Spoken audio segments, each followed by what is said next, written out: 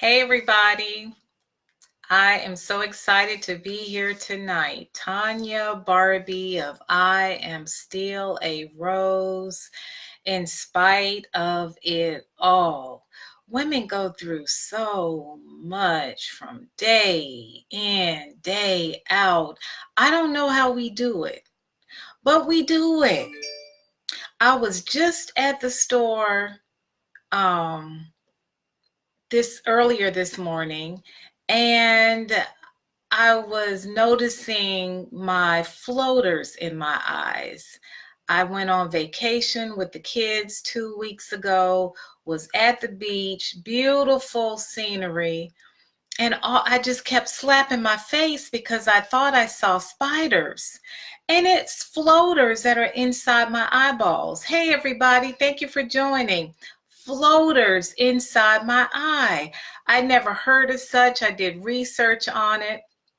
And I was so frightened because I had never heard of floaters in your eyeballs. And there's nothing I can do about it but have surgery. So we're going to play it by ear till December. So pray for me. And if you see me smacking my face, it's because I think a spider is crawling inside my eyeball. Okay. So look it up. It's really frightening, but being transparent, stuff happens. We have to go through it no matter what. We got to do our thing no matter what. So, life goes on. In spite of it all, we got to keep it moving. So tonight, I wanted to talk to you all about, are you whipped or not? And if you are whipped, good evening, Yosef. Thank you for joining. If you're whipped, why are you whipped? Let's start off with, these are signs, indications that something is wrong and you need to get out of it, okay? Being whipped is not a good thing. Somebody is controlling you with their tool, and we should never be controlled by anybody's tool. We got a mind and we need to use that mind. And sex is not always the answer. And if it is making you do some weird things that you are not proud of, it's not worth it. It's not worth it. And sadly, it's not just young people that are guilty of being whipped. It's people in my age group and much older than me that are whipped. And there's a better word, there's another word out there that I will not use on this live, but it starts with a D. So I'm going to go on and start off with these items, and let me know if you're there or if you know somebody who is there. Share it with someone if you think that they should hear this. But let's start off with the first one. You can't stay mad at him. Just the sight of this man makes you just tingle, makes you just want to be just in the same room with him. Just makes you just melt. That's a sign. You help him lie.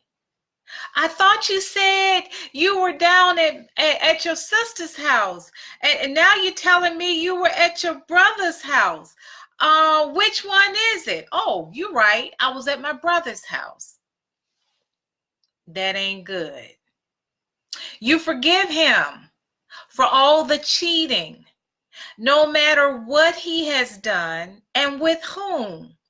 Now, it's pretty sad when a woman calls your home and tells you, yeah, I just want you to know that I was with your husband last night when he was supposed to be with you. I'm sorry, not your husband. I was with your man last night when he said he was supposed to be with you. And I'm sorry, I hate to inform you of this, Now, why women do that? Why do women call other women's home and say, I'm sorry, I hate to inform you of this, but I just want you to know I was with your man last night and he did this for me and he did this for my kids. And you still receive him with open arms when he's done with her. That ain't good. That's not good. Then you start keeping all the negative things he's done to you a secret.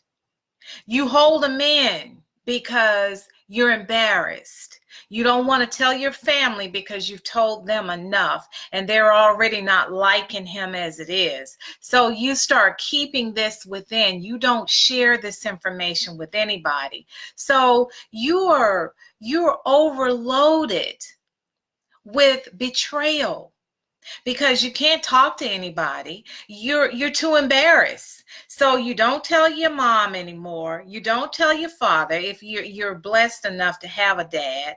You don't tell any friend of yours because they're going to talk about you in your face. And the friends that are not really your friends are going to talk about you behind your back. So what do? You're holding all of this pain in. This man is cheating on you day in, day out. But oh, when you see him, all the hurt and all the pain goes away because you're so interested in that intimate feeling. Hey, Auntie. You're into that intimate feeling. Oh my gosh, my auntie's on, y'all. I don't know if I need to go any further. She gonna have me all embarrassed, but she done heard this before.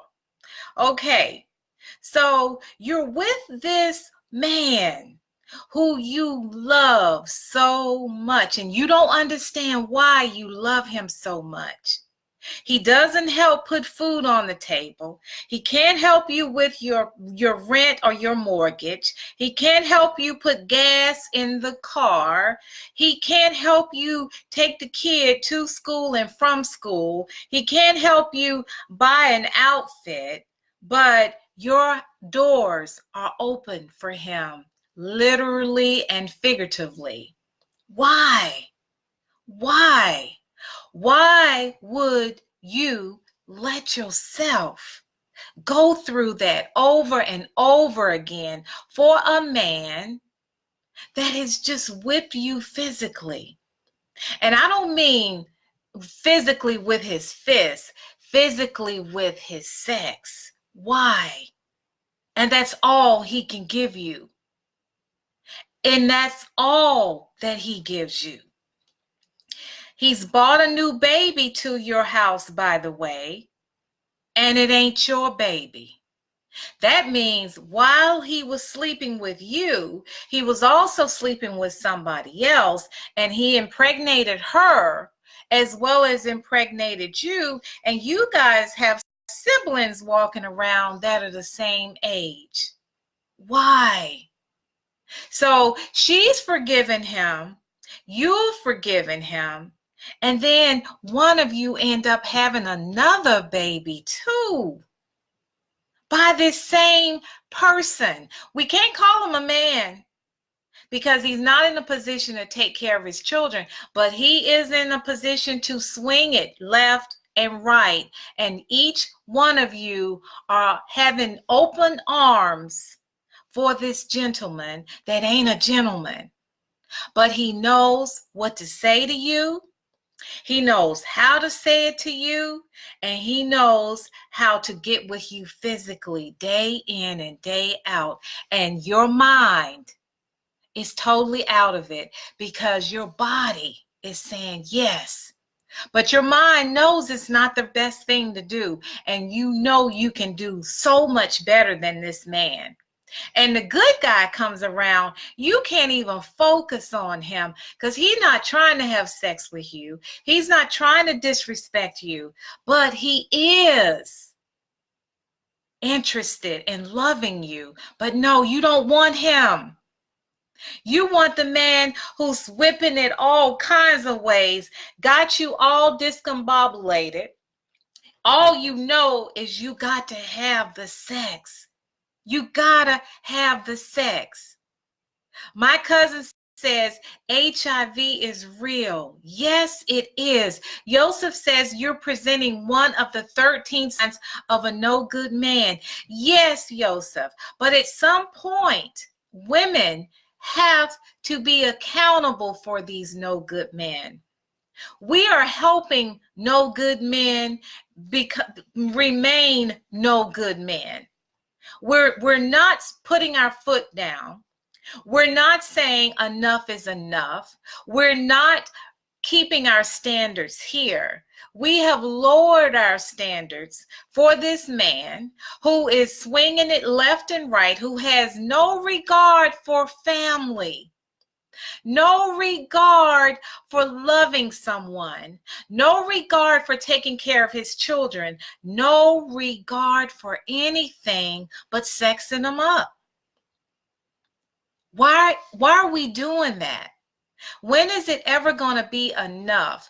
And it's making it harder for women who have their standards here, because these men are now multiplying, just multiplying, because they're telling each other how easy it is to lay with this person, that person. Oh, I don't have to do anything but show up.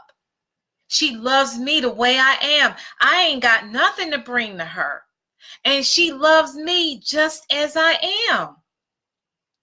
Why do we subject ourselves, women, to that kind of abuse? And when is it going to be enough? Why is it you can't go buy that tool with the battery? Let's just go on and say it. I know it ain't the real thing. I've never used one. I'm just going to put it out there. I ain't never used one. Ain't never bought one. I was afraid my mama was going to find it because she'd just go through your drawers. I said, I ain't going. She went through a neighbor's drawer, and I said, I will never buy that. Because she picked it up and said, Mom, Tanya, look at this. Look at what this fool got in here. She my age. And Mama's 80 now. So that we went over to that lady's house when she was 60 something. And Mama was holding it up saying, I hope you don't have one of these. This is a shame. No women got no business with one of these. But I tell you one thing. I'd rather have one of them battery operated machines than I would ever want to subject myself to a man taking advantage of my body day in and day out, and then having the audacity to leave me with a kid that he has no intentions of taking care of, and then go somewhere else and have another kid. And a lot of these men have children the same age, and they are very prideful of having children the same age by different women. My cousin says low self-esteem. Yes. Joseph says, I agree with you, and some women will become angry with you for speaking the truth. I got it. You should see my email. I get it. They all get mad at me. But in the long run, some come back and say, wow, you were right. I'm not trying to hurt anybody. I'm not trying to disappoint anybody. I'm not trying to embarrass anybody. I'm a sister, and I want the best for my sisters. And when I hear young people say, well, I don't know why I'm with him. He can't do anything for us, meaning they got children in the house. But when he gets in bed with me, I forgive him. Now, that's a pretty powerful statement. And what do you think, hey, Wanda, what do you think that does for the self-esteem of a woman? A man doesn't care who's just swinging it left and right. They have no regard for us. And they're very prideful. Understand that, women. They go around their friends and they joke about